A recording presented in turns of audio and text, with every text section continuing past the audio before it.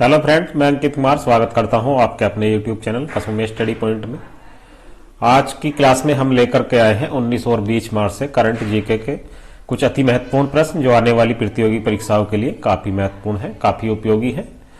और जो student channel पर नए हैं वो चैनल को सब्सक्राइब अवश्य कर ले। और जो स्टूडेंट इस क्लास की पीडीएफ डाउनलोड करना चाहते हैं उसके लिए डिस्क्रिप्शन में टेलीग्राम चैनल का लिंक दिया गया है, वहां से जाकर के पीडीएफ भी डाउनलोड कर सकते हैं। चलिए शुरू करते हैं आज की क्लास।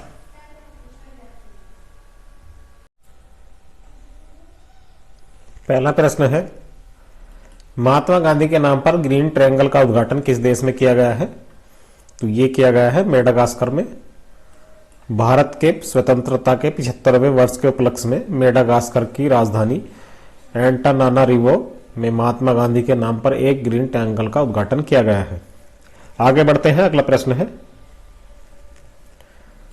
हाल ही में किस कंपनी ने भारत का पहला ईंधन सेल इलेक्ट्रिक वाहन लॉन्च किया है? तो ये किया गया है टोयोटा के द्वारा। केंद्रीय मंत्री नितिन गडकरी ने हाल ही में ग्रीन हाइड्रोजन आधारित उन्नत ईंधन सेल इलेक्ट्रिक वाहन लॉन्च किया। इस वाहन का नाम टोयोटा मिराई है। यह भारत में अपनी तरह की पहली परियोजना है जिसका उद्देश्य देश में ईंधन सेल इलेक्ट्रिक वाहनों के लिए एक पारिस्थितिकी तंत्र बनाना है। यह हाइड्रोजन से चलता है और पूरी तरह से पर्यावरण के अनुकूल है। आगे बढ़ते हैं, अगला प्रश्न है, किस देश को कॉन्टिनेंटल यूरोप सिंक्रोनियस एरिया से जोड़ा गया है? तो ये जोड़ा गया है यूक्रेन को। यूक्रेन को हाल ही में कॉन्टिनेंटल यूरोप सिंक्रोनियस एरिया में जोड़ा गया है। यह एक विद्युत ग्रिड है जो महाद्वीपीय यूरोप के अधिकांश भाग में फैला हुआ है।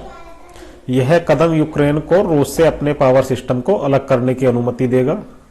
हालांकि इस कदम की योजना 2014 में रूस द्वारा क्रीमिया पर कब्जा करने के बाद बनाई गई थी। आगे बढ़ते हैं, अगला प्रश्न है, दिशांग किस भारतीय राज्य का भूमि डिजिटलीकरण एप्लीकेशन है? तो यह है कर्नाटक का। दिशांक एप्लीकेशन कर्नाटक द्वारा सभी भूमि अभिलेखों भूमि परियोजना के तहत डिजिटलीकरण के लिए लागू किया गया है। इस मोबाइल एप्लीकेशन को कर्नाटक राज्य रिमोट सेंसिंग एप्लीकेशन सेंटर के कर्नाटक भौगोलिक सूचना प्रणाली कार्यक्रम के तहत विकसित किया गया है। इससे पारदर्शिता आने और भूमि संबंधी विवादों में कमी आने की उम्मीद है। चलिए आगे बढ़ते हैं, अगले प्रश्न की बात करते हैं। हाल ही में किस देश ने सनशाइन प्रोटेक्शन एक्ट पारित कर डेलाइट सेविंग टाइम को स्थायी बना दिया है? तो ये किया गया है अमेरिका के द्वारा। अमेरिका की सीनेट ने सर्वसम्मति से डेलाइट सेविंग टाइम को स्थायी बनाने वाला कानून पारित किया। इसने सर्दियों के आगमन और प्रस्थान के साथ साथ घड़ियों को आगे और पीछे करने की प्रथा को समाप्त कर दिया है।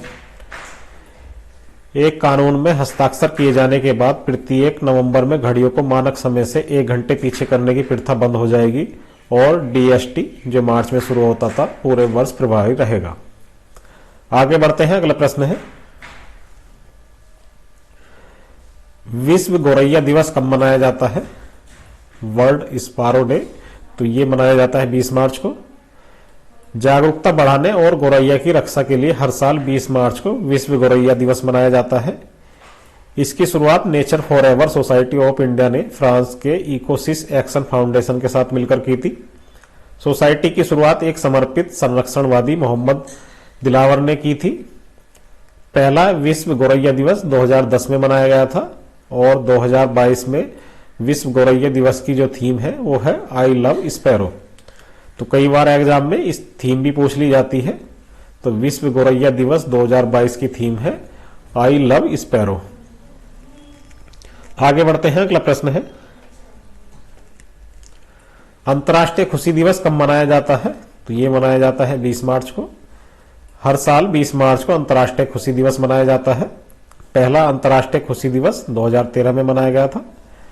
अंतर्राष्ट्रीय खुशी दिवस 2022 की थीम शांत रहो, समझदार रहो और दयालु रहो है। संयुक्त राष्ट्र महासभा ने अपने प्रस्ताव 66/281 में 12 जुलाई 2012 को 20 मार्च को अंतर्राष्ट्रीय खुशी दिवस के रूप में घोषित किया था। आगे बढ़ते हैं, अगला प्रश्न है, किस देश ने क्रिप्टो करेंसी को वैध कर दिया है? तो ये किया गया है यूक्रेन के द्वारा। यूक्रेन के राष्ट्रपति ने वर्चुअल एसेट बिल पर हस्ताक्षर किए हैं जो क्रिप्टो करेंसी को वैध बनाता है। विदेशी और यूक्रेनी क्रिप्टो करेंसी एक्सचेंजों को अब कानूनी रूप से संचालित करने की अनुमति होगी। बैंकों को क्रिप्टो कंपनियों के लिए भी खाता खोलने की अनुमति होगी। National securities and stock market commission और national bank of Ukraine virtual asset को रेगुलेट करेंगे। यूक्रेनी सरकार ने हाल ही में क्रिप्टो योगदान को परिवर्तित करने के लिए FTX एक्सचेंज से जोड़ा है। आज की क्लास हमारी यहीं तक थी। आज की क्लास को हम यहीं समाप्त करते हैं। जय हिंद, जय भारत।